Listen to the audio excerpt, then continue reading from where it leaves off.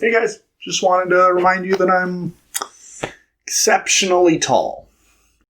Palm Springs, directed by Max Barbakow.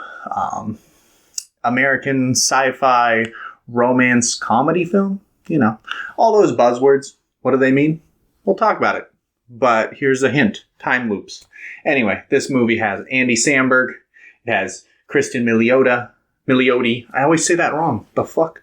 I think it's Peter Gallagher and J.K. Simmons. It has a couple other people. It has the girl from fucking Riverdale. I know you all love Riverdale. And it has other people. Nobody I recognized. But this marks the fourth Hulu original narrative film, if you are not counting the Into the Dark anthology series. Some people consider those movies, like me, but some people don't. Like Wikipedia, whatever the fuck that is. Anyway, this movie takes place about those first two people I talked about, Milioti and Samberg. They go to Palm Springs for a wedding. They get stuck in a time loop. And you're probably wondering, hey, London, what the fuck?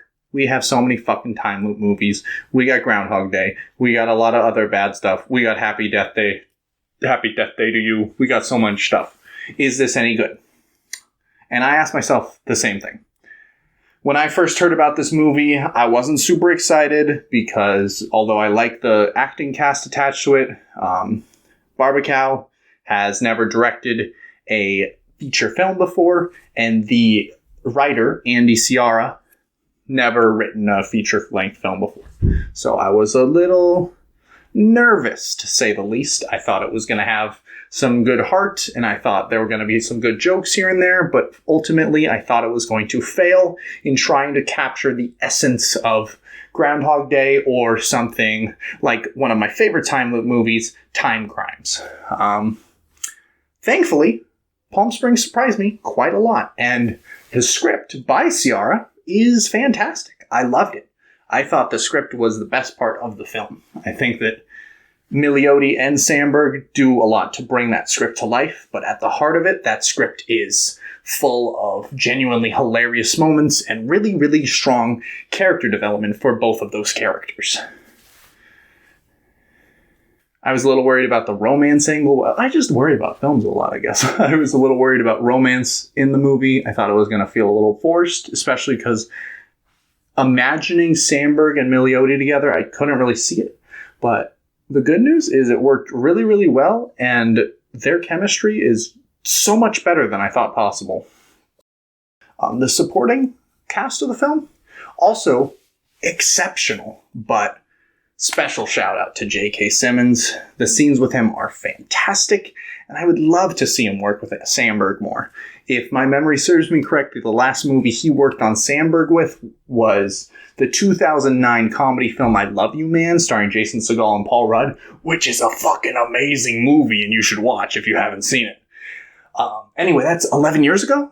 I don't want to wait another 11 years to see Samberg and J.K. Simmons in a movie together. So let's make a cool movie where they're like gay and they're like donut shop owners or something. Let's do that. Please, Hollywood. That's all we want. That's all we want.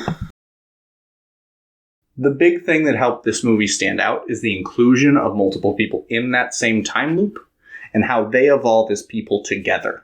I think the main issue with a lot of films trying to capture the essence of Groundhog Day is they go for that same scenario where one person is trapped in a time loop. The reason that's so hard to do is because all of the character development has to come from self-reflection and experiences with the same everyday characters who, on average, won't change what they do because you're in a time loop, obviously. But because they have multiple people in this time loop in Palm Springs, they're able to have a lot of character development that feels much different than most other movies of the genre. So I was really, really surprised, really happy with this decision.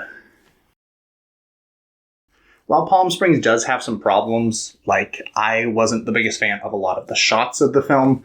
I thought they were pedestrian. They looked fine. A lot of them reminded me of like a car commercial. It was really like clinically done. The lighting was really good though, so it really helped bring out the lighting aspect.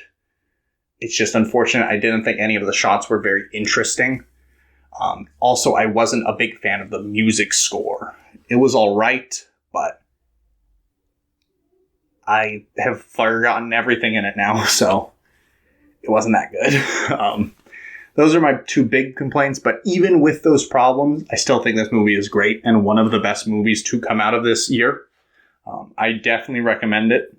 If you have Hulu, you should check it out because it's a ton of fucking fun. It's hilarious, it's nihilistic, and it's really endearing all at the same time. And it's a fucking blast, so go watch it and then fucking like this video because I'm the fucking tallest reviewer on YouTube, motherfucker.